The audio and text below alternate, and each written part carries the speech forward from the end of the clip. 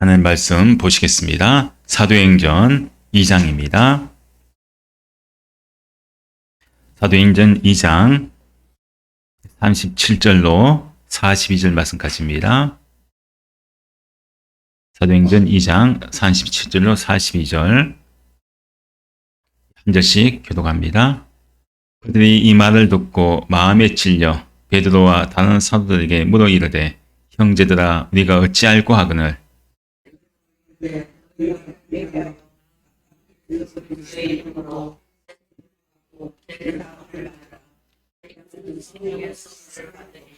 이 약속은 너희와 너희 자녀와 모든 먼데 사람 곧 우리 주 하나님이 얼마든지 부르시는 자들에게 하신 것이라 하고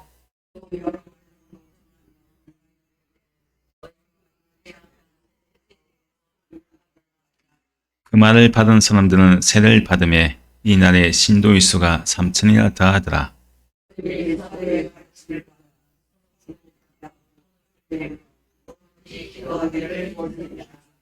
아멘. 오늘 말씀은 세례의 은혜와 능력이라는 제목까지 함께 은혜를 나누겠습니다. 여기가 읽었던 이 사도행전 2장 이 본 말씀은 이 베드로가 이 설교한 그런 내용을 이야기하고 하고 있습니다. 우리가 알고 있는 이 베드로 참 이 예수를 배반하고 도망갔던 그런 이 사람입니다. 근데 3번씩이나 예수를 부인했던 이 베드로가 참 나약하고 소심하고 겁도 많은 그런 베드로가 성령을 받고 나서는 사람이 싹 달라집니다. 완전히 달라졌죠. 완전히 다른 사람이 되었습니다. 이 성령 강림 전날 성령이 임하셔서 모든 사람에게 이 성령이 임하고 나니까 사람들이 이 방언을 말하기 시작하죠. 방언을 말하기 시작하니까 근데 이제 많은 주변에 있는 사람들이 그 방언을 말하는 사람들 보고 뭐라고 합니까? 술 취했다. 아니 이런 낮에 술이 취했다고 조롱합니다. 예수 믿지 않는 사람을 봤을 때는 어떻게 보면 참 예수 믿는 사람을 술 취했다고 그렇게 또 조롱할 수가 있죠. 근데 이제 그 이야기를 듣고 이 베드로가 뭐라고 합니까? 술 취한 것이 아니다. 이것은 구약 성경에 나오는 요엘 선지자가 이미 예언한 하나님께서 예언하신 그 모든 말씀을 지금 우리에게 이루어 주신 것이다. 그렇게 이제 약속한 그 성령을 부어 주신 것이다. 그렇게 이야기를 합니다. 그리고 이제 하나님께서 예수님을 통해서 하나님의 큰 권능과 큰 그런 표정을 통해서 예수님이 누구시냐? 하나님께서 보내신 그리스도이다. 그것을 이야기합니다. 예수님이 누구신지에 대해서 사람들에게 이제 알려주는 것이죠. 근데 그 예수님을 하나님께서 보내주시는데 그 사람들이 그 예수님을 알지도 못하고 하나님께서 보내신 메시아, 하나님께서 보내신 그리스도인지 알지를 못하고 오히려 어떻게 합니까? 예수를 믿지 못하고 십자가에 못 박아 죽였다. 그렇게 이제 설교를 합니다. 근데 예수님이 거기서 죽은 것에서 끝난 것이 아니라 그 죽음에서 하나님께서 어떻게 하십니까? 하나님께서 예수님을 그 죽음에서 다시 살리셨다. 하나님께서 예수님을 죽음에서 살리셔서 우리의 주와 그리스도가 되게 하셨다. 그렇게 이제 이 설교를 합니다. 그 설교의 마지막 부분이 앞에 있는 36절 말씀이죠. 36절 우리가 함께 읽겠습니다. 그런즉 이스라엘 온 집은 확실히 알지니 너희가 십자가에 못 박은 이 예수를 하나님의 주와 그리스도가 되게 하셨느니라 하니라. 아멘. 지금 이 베드로가 설교를 하면서 마지막으로 이야기합니다. 확실히 알라는 것. 무엇을? 너희가 십자가에 못 박은 이 예수. 누가 못 박았습니까? 예수님을? 너희가라고 하죠. 너희가. 즉 하나님의 백성이라고 자처하는 하나님 택한 백성이라고 자처하는 너희 유대인들이 하나님께서 보내신 이 예수님, 하나님께서 보내신 그리스도, 하나님께서 보내신 구원자 메시아를 너희들이 십자가에 못을 박았다. 그렇게 이제 강하게 설교합니다. 그 말을 들은 이 유대인들, 베드로의 설교를 들은 그 유대인들이죠. 예수를 믿지 않은 유대인들입니다. 그들이 베드로의 설교를 듣고 나서 어떻게 반응합니까? 완전히 사람이 변화됩니다. 37절 오늘 읽었던 말씀이죠. 함께 읽겠습니다. 그들이 이 말을 듣고 마음에 찔려 베드로와 다른 사도에게 물어 이르되 형제들아 우리가 어찌할꼬 하거늘. 지금 베드로의 설교를 들은 사람들입니다. 그 사람들의 반응이 37절 이 말씀의 반응이죠. 이 사람들이 어떤 사람이냐? 서로 성령을 받고 각기 번을 하면서 방언하는 그 사람들을 향해서 술 취했다고 조롱했던 사람들입니다. 그 사람들이 베드로의 설교를 듣고 나서는요. 어떻게 됩니까? 이 말을 듣고 이 말은 무엇을 이야기합니까? 이 말. 베드로의 설교의 말씀이죠. 하나님 말씀. 베드로가 전해준 그 하나님의 말씀, 설교 말씀을 듣고 어떻게 반응합니까? 마음에 찔렸다고 합니다. 무엇이 찔렸을까요? 그 마음에 뭐가 찔렸을까요? 베드로의 설교를 통해서. 예수님을 자기들이 십자가에 못 박았는데 예수님을 죽였죠. 근데 예수님 십자가에 못 박은 사람이 누구냐? 자기들 아닙니까? 근데 예수님을 죽였어요? 십자가에 못 박혀서 죽이게 했습니다. 근데 그 예수님 누구시냐? 자기들 죽인 예수님 누구냐? 하나님께서 우리를 위해서 보내신 구약에 예언했던 그 메시아, 구원자였다는 거예요. 근데 그들이 이 예수님을 하나님께 보내신 구원자고 그리스도이고 메시아인 줄 모르고 오히려 십자가에 못 박아 죽였지 않습니까? 그게 찔린 거예요. 야, 우리가 하나님께 보내신 메시아를, 구원자를, 그리스도를 우리가 십자가에 못 박아 죽였구나. 그것이 마음이 찔린 겁니다. 마음이 찔리고 나니까 어떻게 합니까? 베드로와 다른 사도에게 물으기되 형제여 형제들아 우리가 뭐라고 합니까? 어찌할꼬. 우리가 어떻게 하면 좋겠습니까? 자신들의 죄를 깨닫게 된 거예요. 알게 된 겁니다. 자기들이 얼마나 큰 죄인인지, 얼마나 큰 죄를 저질렀는지 하나님께서 자기들 위해서 보내신 구원자, 구약에서부터 예언했던 보내신 여기있다고 약속했던 그 메시아가 예수님이고, 근데 그 예수님을 자기들이 십자가에 못 박아 죽인 것. 그게 너무나 마음이 찔린 겁니다. 그럼 생각해보니까요. 말씀을 듣고 나니까 마음이 찔리니까 자기들이 얼마나 큰 죄를 지었고 얼마나 큰 죄인인지 설교 말씀을 통해서 깨닫게 된 겁니다.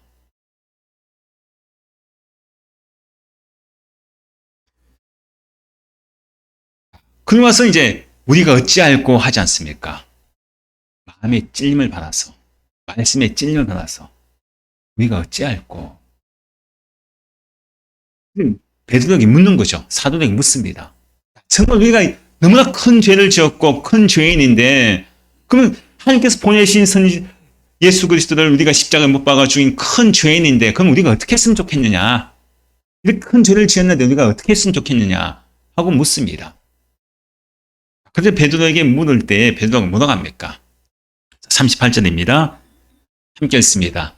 베드로가 이르되 너희가 회개하여 각각 예수 그리스도의 이름으로 세례를 받고 죄 사함을 받으라. 그러면 성령의 선물을 받으리니.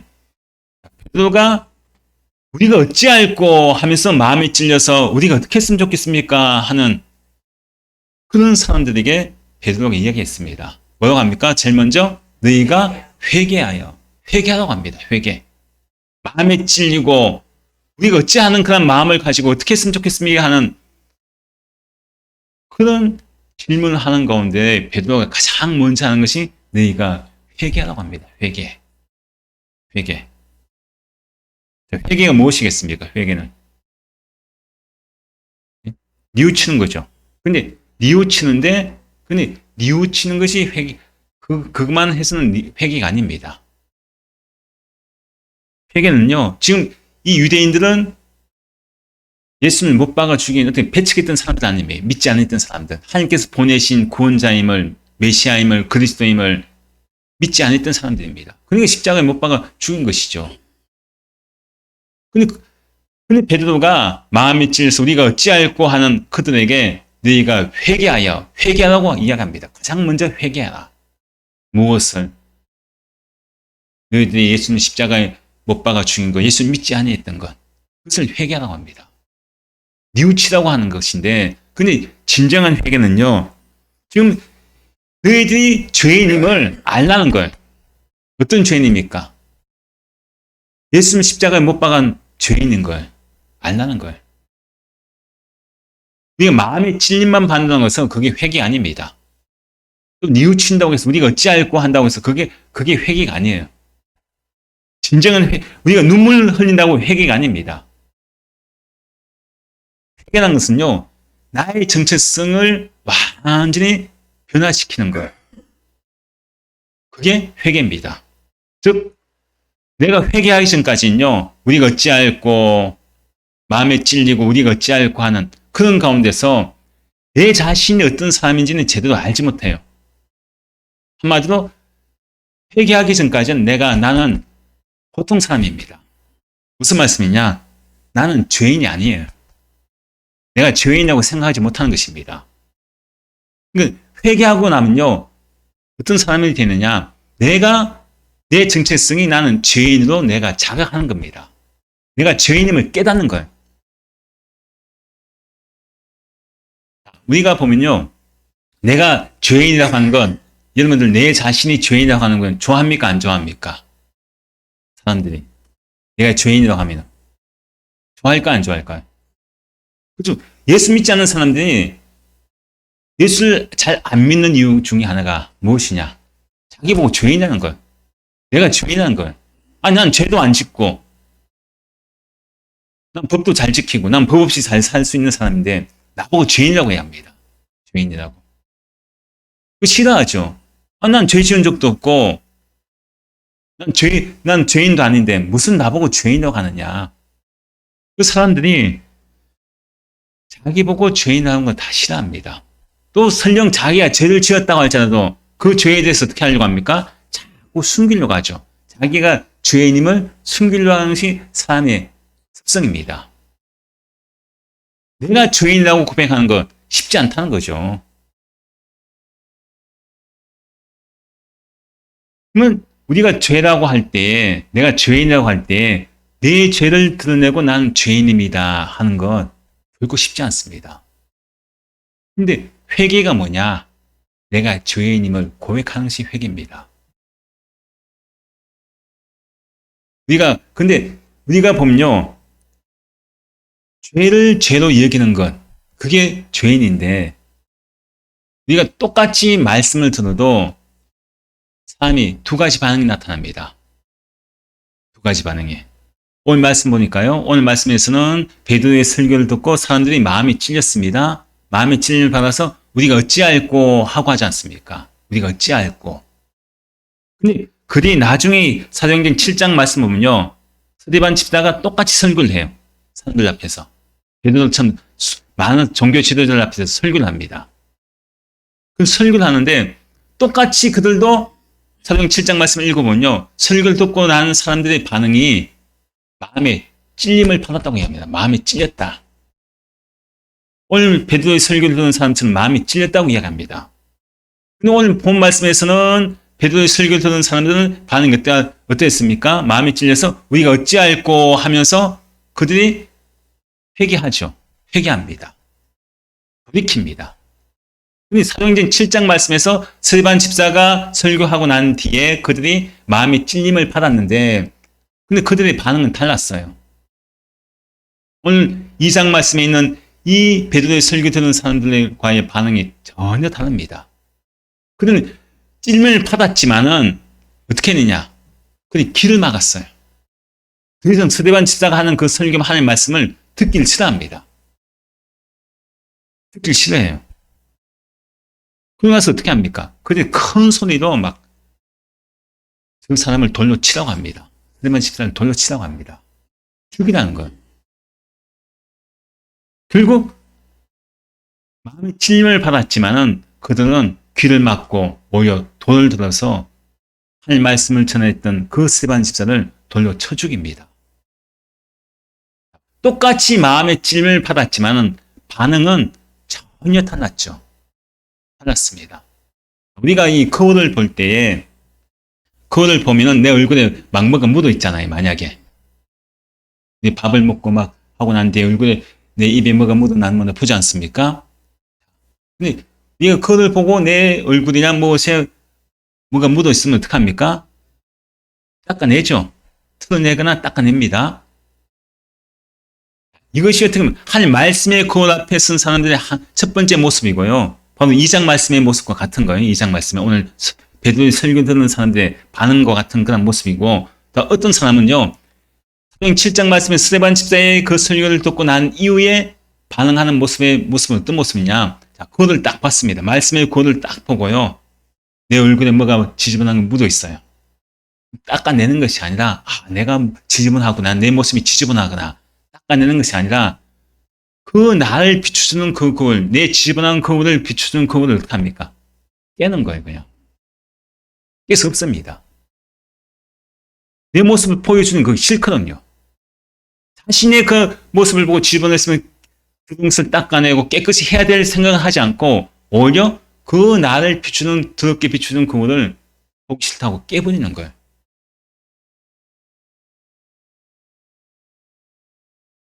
말씀을 들을 때 사람들의 반응이 이렇게 나타난다는 거예요.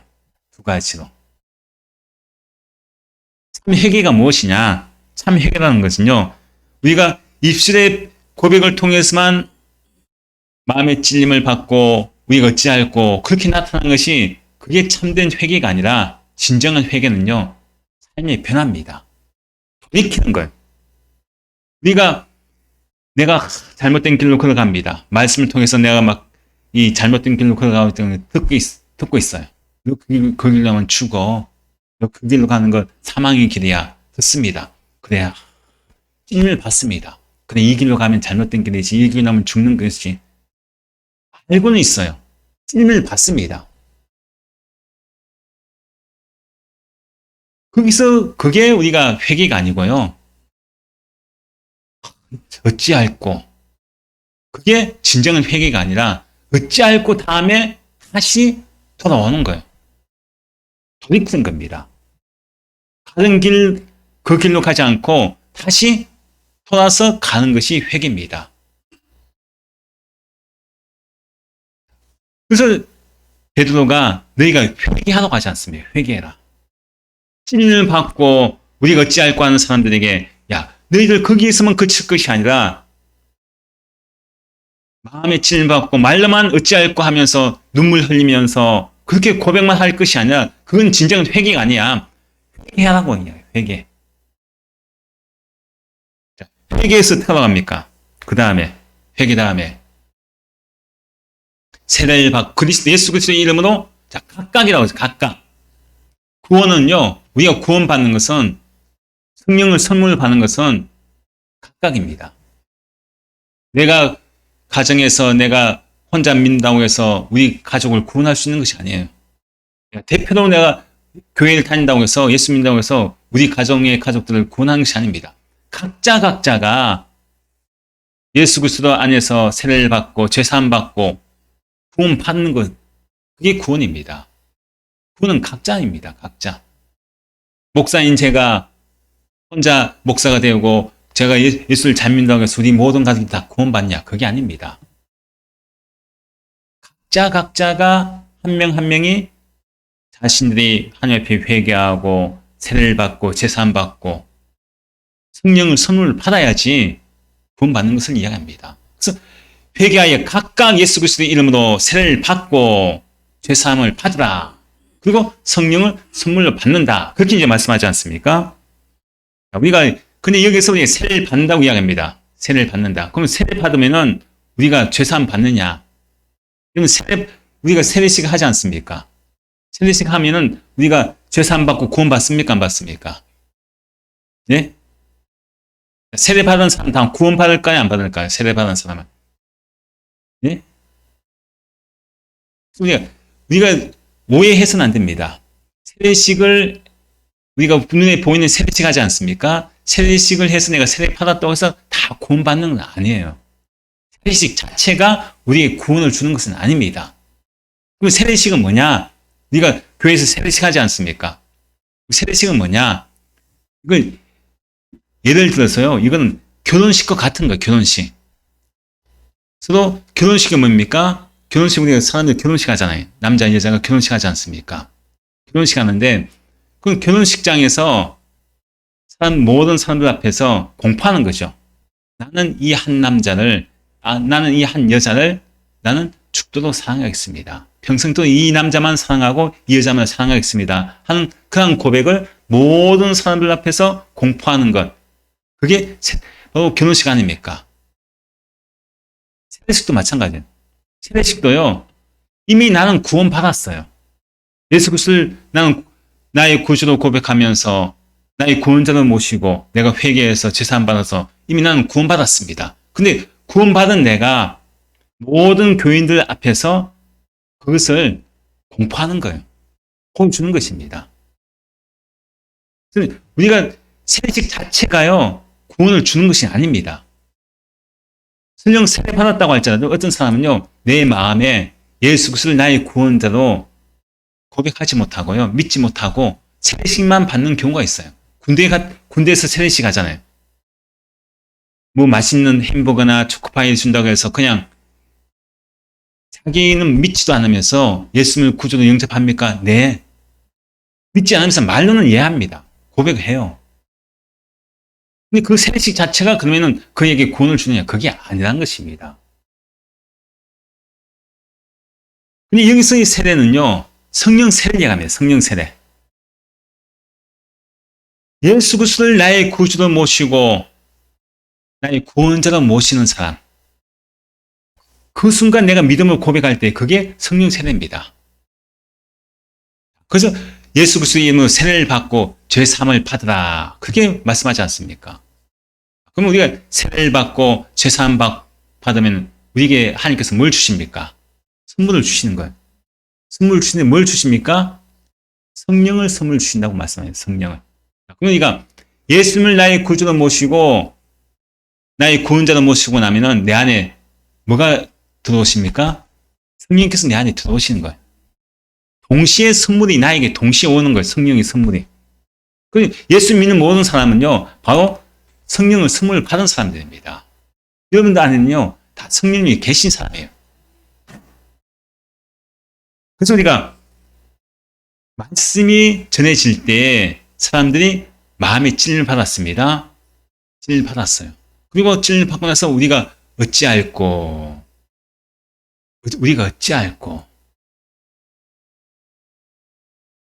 베드로가 복음을 전할 때 사람들이 찔림을 받은 거예요. 근데 그 사람이 어떤 사람들이라고 했습니까? 찔림을 받은 사람들이. 예수를 믿지 않는 사람들이죠. 분명히 이 사람들이 예수를 믿지 않는 사람들이고 방언을 받고 성령을 받았을 때 사람들을 향해서 술 취했다고 조롱했던 사람들입니다. 우리도 마찬가지예요. 우리가 사람들에게 복음을 전합니다. 베드로처럼 복음을 전해요. 예수님 누구신지 전합니다. 예수 믿으라고 전하죠. 근데 안 믿는 사람들은요, 세상 사람들은 우리 보고 미치다고 이야기할 수 있어요. 무슨 2000년 전에 살았던 죽었던 사람을, 십자가에 죽었던 사람을 왜 믿냐? 또 내가 왜 죄인이냐? 미치다고 할 수도 있습니다. 하지만 그들에게 복음을 전했을 때 어떤 현상이 일어납니까? 그들이 마음이 찔림받는다고 했죠. 희한하잖아요. 분명히 예수를 믿지 않는 사람들이고 술 취했다고 조롱했던 사람들인데 그들이 복음을 들었을 때 마음에 찔림을 받고 우리가 어찌할꼬 하는 그런 마음이 생기더라는 거죠. 이게 바로 복음의 능력입니다. 말씀의 능력이라는 것이죠. 말씀은요, 사람을 변화시키는 능력이 있습니다. 나는 사람을 변화 못 시키죠. 나는 우리 가족들, 믿지 않는 가족들 변화 못 시킵니다. 우리 가족 중에 왜 교회를 다니냐고, 왜 예수를 믿느냐고, 왜 주일날 나가서 예배 드리냐고. 그들 조롱할 수도 있고요. 반대할 수도 있고, 안 좋아할 수도 있습니다. 하지만 우리가 왜 복음을 전해야 되느냐? 우리가 복음을 전할 때 나를 조롱하고 믿지 않고 내가 죄인임을 깨닫지 못하는 사람들에게 우리가 계속해서 복음을 전하는 이유가 무엇입니까? 그 복음의 능력이 있거든요. 말씀의 능력이 있거든요. 베드로가 만약에 복음을 전하지 못했으면은 오늘 말씀 보면 3,000명이나 회개하는 역사가 일어나지 않습니까? 세례 받는 그런 사람들이 일어나지 않습니까? 이런 일이 일어나지 않았을 거예요. 비록 나는 부족하고 나는 능력이 없다고 할지라도 내가 믿지 않는 자들에게 그 사람들이 듣든지 안 했든지 복음을 전했을 때 그 복음을 듣는 자가 하나님께서 역사하셔서 그 마음에 찔림을 주십니다. 내가 찔림을 주는 게 아니에요. 말씀이 그에게 들어가서 성령이 검이 되어서 그를 찔리게 하는 것입니다. 찔리게 해서 어떻게 합니까? 우리가 어찌할꼬. 어떤 사람들은 우리가 어찌할꼬 한 사람이 있고요. 어떤 사람들은 귀를 막고 손에 돌을 들고 나를 치려고 나를 죽이려 하는 사람도 있습니다. 하지만 우리에게 중요한 것은 뭡니까? 베드로처럼 스데반지처럼 우리에게 주어진 것은요. 복음을 전하는 것입니다. 사람을 살리는 거죠. 영혼을 살리는 것이죠. 그것은 말씀이 주어질 때 예수 믿지 않는 사람들이 예수님을 그저 2000년 전에 살았던 사람, 좋은 말씀 전해주는 사람, 그리고 십자가에 처참하게 죽었던 사람, 그렇게 생각되었던 우리의 구원자라고 생각하지 않았던 그런 예수님을 그들이 복음을 듣고 난 뒤에는요, 그들이 예수님을 새롭게 보게 됩니다. 나의 구원자로 보게 되고 나의 모든 죄를 사해 주시는 그런 그리스도로 예수님을 보게 된다는 사실입니다. 또 나를 또 보게 되는 거예요. 예수님을 새롭게 보게 될 뿐만 아니라 나를 또 새롭게 보게 됩니다.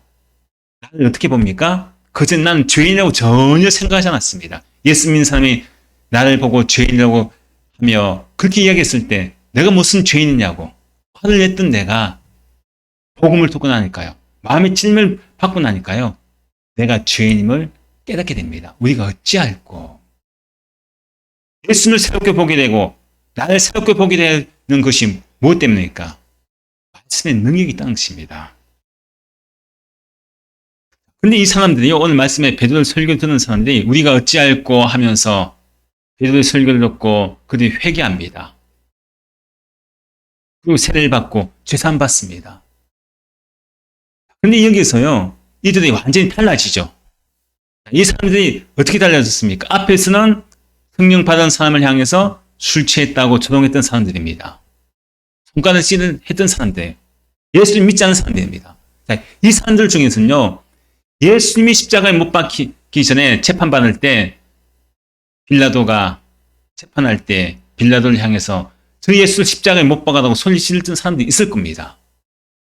예수님 십자가에 못 박는데 직접 가담했던 사람들이 있을 거예요. 소리 지르던 사람들이 있을 겁니다. 아니면은 또 가담하지 않았던 사람도 있을 수도 있습니다. 하지만은 그들이 이제는 어떻게 됩니까? 조롱했던 사람들이 십자가에 못 박아놓고 있던 사람들이 이제는 회개하고 죄사함 받아서 세례를 받고 새로운 삶이 되죠. 이제 그리스도인이 됩니다. 그리스도인이. 예수를 십자가에 못 박아놓던 사람이 사도 바울처럼 그리스도인이 된 사실입니다. 그러면 이들이 예수 그리스도의 이름으로 세례를 받습니다. 말이 안 되죠. 왜?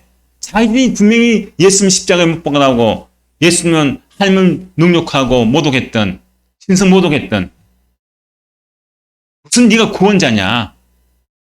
네가 무슨 네 메시아냐? 네가 무슨 하나님의 아들이냐?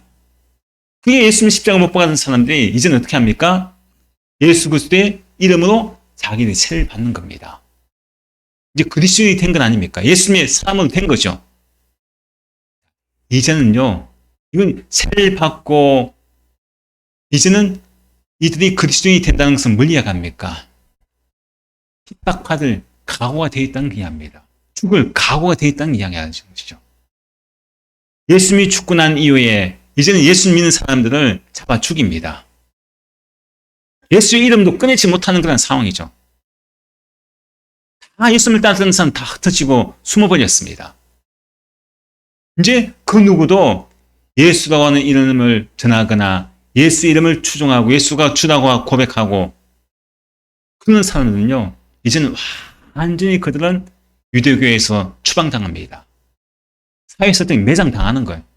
이젠 잡히게 되면요, 자신의 죽음까지, 이제 생명까지도 내놓을 그런 상황입니다. 예수를 조롱하고 예수를 십자가에 못 박았다고 주장했던 그 사람들이 이제는 그리스도인이 된 것입니다. 즉, 이제는 예수를 십자가에 못 박았던 사람들이 나는 이제 예수를 위해 살겠습니다. 내가 예수를 못 박았던 그 예수가 나의 구원자이십니다. 하나님께서 보내신 하나님의 아들이십니다. 그걸 고백하는 사람들입니다. 이게 진정한 회개죠. 내가 그리스도인이 된 거예요. 말씀을 듣고 찐을 받고 우리가 어찌할까 하면서 진정으로 내가 이제 그리스도인다운 삶을 살아가는 것, 예수님을 닮아가는 삶을 살아가는 것, 그게 진정한 회개라는 것입니다.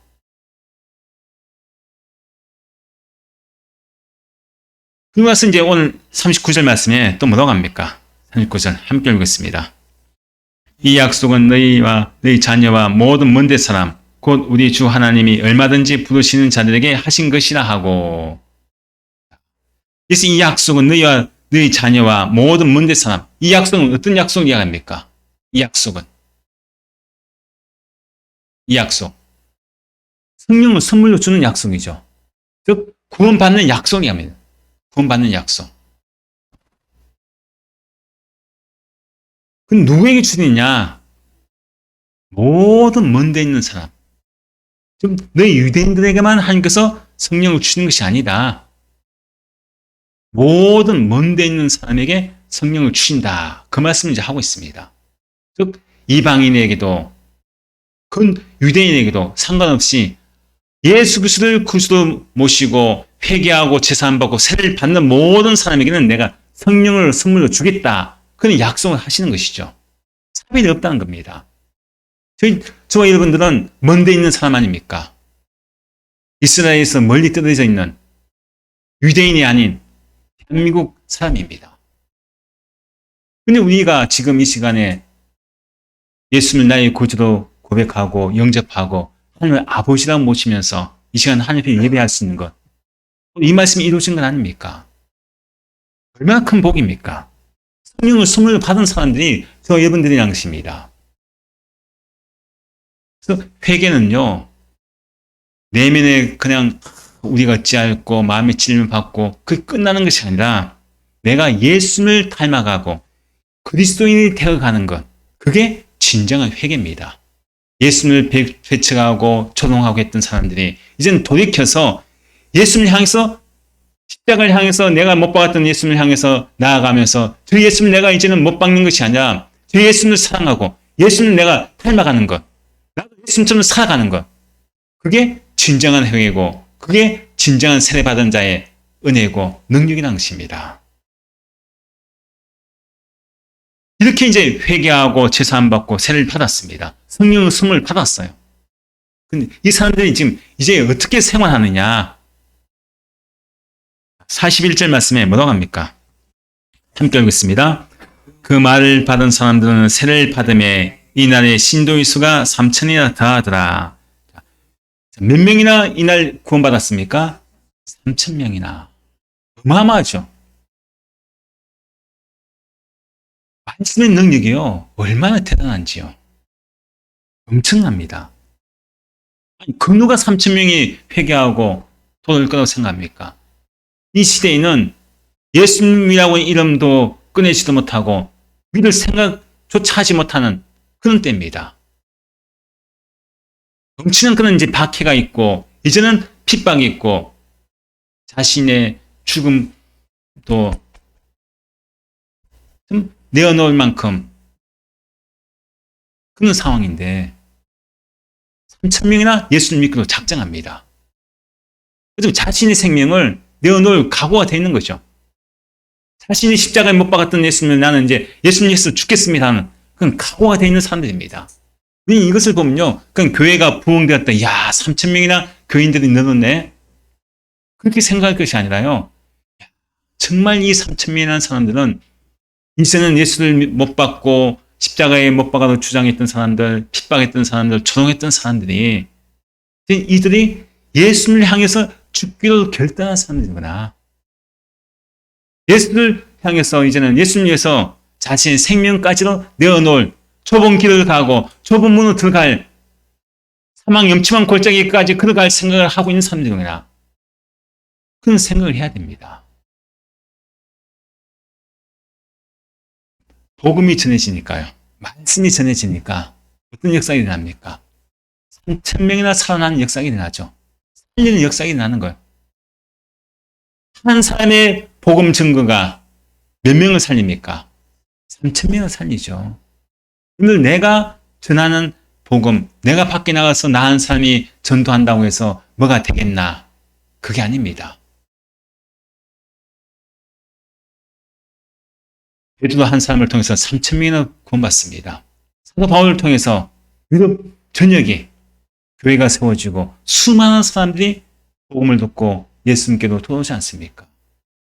하나님께서는요, 내가 복음 전하는 것, 내가 매일 몇 순간 나가서 예수 믿으라고 전하는 것, 그게 별건 아닌 것 같지만은, 나 한 사람이 별건 아닌 것 같지만요, 내가 전하는 그 말씀이 능력이 있습니다.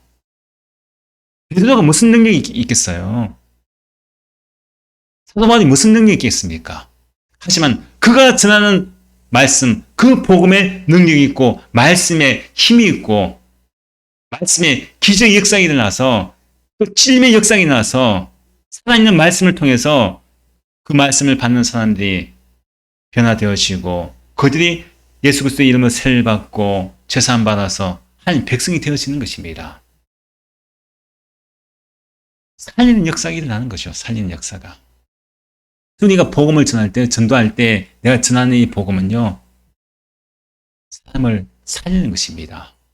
그 한 사람을 살린다고 생각하지 마시고요. 그 한 사람이 살아나면요, 그 사람을 통해서 또 다른 사람, 그 믿지 않은 가족들이 또 살아나고요. 계속해서 살리는 역사가 일어난다는 것입니다. 그 살리는 역사가 일어나니까 그 복음이 이 대한민국까지 온 것 아닙니까? 대한민국 땅이 이 땅에서 와서 나에게까지 그 복음이 전해진 건 아니겠습니까?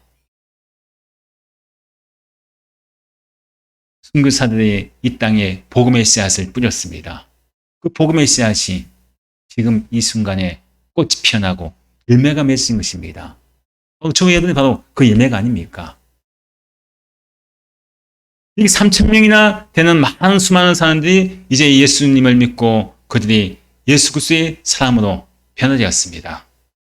근데 그들이 무엇을 합니까? 마지막 42절입니다. 함께 보겠습니다. 그들이 사도의 가르침을 받아서 서로 교제하고 떡을 떼며 오롯이 기도하기를 힘쓰니라. 여기 말씀에서 신앙생활에서 우리가 배워야 할 것을 이야기합니다. 자, 그럼 우리가 그리스도인이 되었습니다. 그리스도인이 되었으면 어떻게 하느냐? 사도의 가르침을 받아 말씀을 배운다는 것. 이 순간도 설교 말씀을 듣는 것도 말씀을 배우는 시간 아닙니까? 가장 중요한 거죠. 하나님 말씀을 배우고 싶어도 가르치는 곳이 없어 못 배우는 곳이 있지 않습니까? 또 설령 가르치는 사람이 있다고 할지라도 내가 그 가르침을 받으러 간다고 했을 때 나에게 생명 위협이 올 수도 있고 목숨을 걸고 남몰래 또 배우려고 할 수 있는 그런 환경이 될 수도 있어요. 얼마 전에 뉴스 기사에 보니까 어느 동남아 어느 나라에 이 목사님 가정에서 주일 예배를 드렸습니다. 주일 예배를 드렸는데 그때 무장교환이 좀 자기 그 가정에서 드린 거예요. 예배를. 무장교환이 닥쳐서 총기 난사했습니다. 그게 이제 큰 딸과 또 이제 아들이 있었는데 장성한 아들과 딸이 있었는데 또 부부가 있죠. 그 목사님 네가 다 죽고 그 아들도 죽고 딸만 중상을 입었는데 이제 상태가 심각하다는 그런 기사를 읽었습니다. 복음을 전하는 것도 쉽지 않습니다. 또 말씀을 듣는 것도 쉽지 않아요. 생명을 걸고 전할 수도 있고요. 생명을 걸고 내가 복음을 들어야 하는 그런 상황이 될 수도 있습니다. 그건 얼마나 참 감사합니까? 마음껏 제가 복음을 전할 수 있는 그런 환경과 여러분들 마음껏 복음을 들을 수 있는 그런 환경이 된 것, 말씀의 가르침을 받을 수 있는 것, 이게 얼마나 감사합니까? 우리가 밖에 나가 전도한다고 해서 누가 나를 돌로 쳐서 죽입니까? 말씀을 배울 수 있는 기회가 있을 때 많이 배워야 되고, 들을 수 있는 기회가 있을 때 많이 들어야 한다는 것을 이야기를 하고 있습니다. 또 성도들이 어떻게 합니까? 가르침을 받아서 서로 교제하고 떡을 떼고 오로지 기도하기를 힘쓴다 하지 않습니까? 교제라고 하는 것 참 중요하죠, 교회에서. 근데 이 교제라고 하는 것이요, 어떤 교제입니까? 서로 교제하고 떡을 뗀다는 것은요, 이 당시로 보면 승만찬을 얘기합니다. 떡을 떼는 것은. 예수 그리스도의 그 몸과 피를 내가 함께 나누면서 우리 모두 또 말씀의 가르침을 받았죠.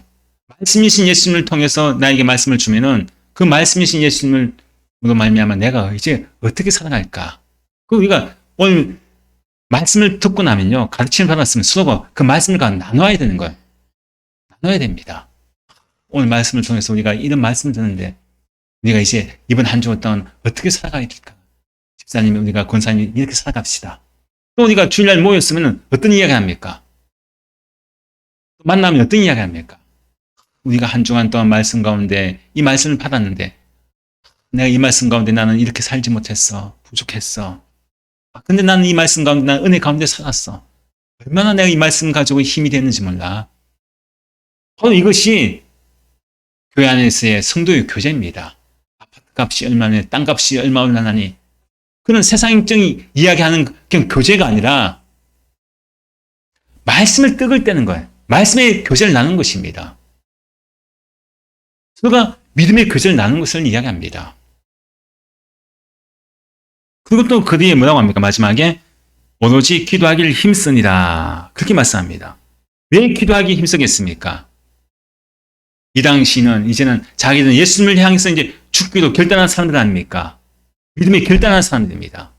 어떤 핍박과 고난이 온다고 할지라도 자기 자신을 의지하게 되면 그 믿음을 배반할 수 있고 또 다시 예수님을 내가 십자가에 못 박는 그런 죄를 지을 수가 있습니다. 기도하기 힘쓰는 이유가 바로 거기 있는 거예요.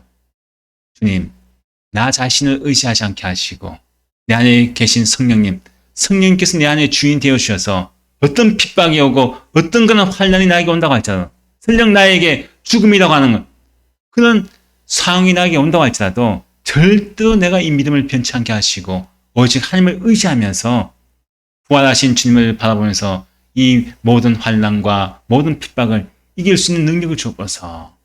그게 기도하는 것입니다. 기도가 없는 사람은 하나님이 없는 사람입니다. 기도가 없는 사람은 은혜가 없는 사람입니다. 기도가 없는 사람은 예수님 없이 살아가는 사람입니다.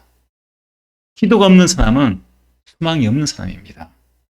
그리고 올 한 해에도 나에게 들려주신 말씀이 선포되어질 때 그 말씀을 잘 들으시기 바랍니다. 잘 듣고 귀를 막지 말고요. 스반 집사가 설교할 때 마음에 찔려 받아서 그것이 나에게 듣기 좋은 말씀만 듣는 것이 아닙니다. 어떤 사람들은요, 말씀을 들을 때 찔림을 받아요. 자신이 그렇게 말씀대로 살지 못하고 내 죄악들이 보이니까요. 찔림을 받습니다. 그러면 싫어합니다. 듣기 싫어요. 자기가 듣기 좋은 말만 설교 말씀만 듣고 은혜롭다고 이야기하고 자신에게 막 찔리는 말씀이 들려지면요, 귀를 막고 듣기 싫어합니다. 왜 저 말씀하지? 나 들으라고 하는 말인가? 근데 하나님 말씀은요, 나 들으라고 하는 말씀이에요. 나보고 하시는 말씀이에요. 누구한테 하시는 말씀이 아니라요. 우리 설교 말씀 들으면 이 말씀 누가 들으면 좋은데, 이 말씀 누가 들어야 되는데, 그게 아닙니다. 다 나에게 주신 말씀이에요. 우리가 어찌할꼬 하면서 나에게 주신 말씀을 들어야 되죠. 아무리 나에게 찔리는 말씀, 아픈 말씀이라고 할지라도 그 말씀을 내가 감사함으로 받아서 내가 하나님 앞에 회개하고 내가 더 하나님 앞에 믿음으로 나아가는 그런 말씀이 되어야 한다는 것입니다. 우리가 말씀에 능력이 있습니다. 복음을 전할 때 3,000명이나 많은 신도의 수가 더해진 것처럼 우리가 나 자신이요 베드로처럼 사람을 살리는 그런 한 해가 되시기 바랍니다. 어디에 갔든지 듣든지 안 듣든지 그 사람이 나를 조롱하든지 미치다고 할 것이라고 할지라도 담대하게 복음을 전할 때 3,000명이나 더하는 신도의 수가 더해진 것처럼 나를 통해서 하나님께서 역사하십니다. 나를 통해서 살리는 그런 역사가 일어난다는 것을 기억하셔서 올 한 해에도 나를 통해서 복음을 전하실 때 세례의 은혜와 능력이 나타나는 귀한 한 해가 되시길 주님 축원드립니다. 이 시간 함께 기도하실 때 하나님, 내가 하나님 말씀을 듣고도 보고도 마음에 찔림이 없고 회개하지 않는 그런 죄를 용서하옵소서. 그걸 기도하시고 두 번째로 예수님을 통해서 세례받고 제사함 받아서 성령의 선물을 받게 하심을 감사하게 하옵소서 기도하시고 마지막 세 번째로 매일마다 복음을 전하여 세례받고 믿는 자의 수가 더하여 주옵소서. 이 시간 함께 결단에 기도하시겠습니다. 아버지 하나님, 오늘 말씀을 통해서 나 자신을 살펴봅니다. 아버지 하나님, 우리가 주의 말씀을 보고 듣고 하면서도 때로는 그 말씀이 나에게 찌르는 말씀으로 또 나를 찌르는 말씀으로 다가올 때에 우리가 그 마음에 찔림이 없고 아버지 앞에 내가 회개하지 않는 그런 모습은 없습니까? 말씀을 듣고도 말씀을 또 보고도 내 마음에 아무런 그런 마음의 변화가 없고 내 마음에 찔림이 없다고 한다면 나 자신을 다시 한번 점검하기 원합니다. 아버지 하나님, 주의 말씀이 내 안에 아버지 들어와서 내 모든 잘못되어지고 그것이고 또 내 생각 모든 것들을 다 성령의 금으로 말씀의 금으로 다 하나님께서 해보아 주시고 수술하여 주셔서 찔림이 있게 하시고 그것을 통해서 내 자신이 세워지고 건강한 모습으로 더욱더 아버지 나아가시는 우리의 삶이 되게 인도하여 주시옵소서. 아버지 하나님, 우리가 예수 그리스도를 통해서 세례받고 예수 그리스도를 통해서 제사함 받아서 예수를 말미암아 성령의 선을 받게 하시면 감사드립니다. 내 안에 성령의 역사하십니다. 성령 내 안에 주님 계십니다. 늘 우리가 내 안에 계신 성령을 통해서 우리 인생을 살아가게 하시고 내가 주님이 아니라 성령을 주님 모시고 성령 말씀 순종할 수 있는 삶을 살아가도록 인도하여 주옵소서. 아버지 하나님, 베드로같이 우리의 삶 가운데 올 한 해도 매일마다 복음을 전하는 자로 살기 합니다. 나를 통하여 하나님께서 복음을 치게 하시사 그 복음을 듣는 자들이 아버지 앞에 그 힘을 듣고 많은 사람들이 찌릿하게 하시고 그 어찌할까 하는 그런 고백이 나오게 하시고 나를 통하여 아버지 많은 사람들에게 복음이 전달되면서 그 심령도 세례받고 또 제사받아서 한가한 신들이 그리스도인 되어지고 하나님 나와 함께 예배할 수 있는 모든 삶을 살도록 도와주시옵소서.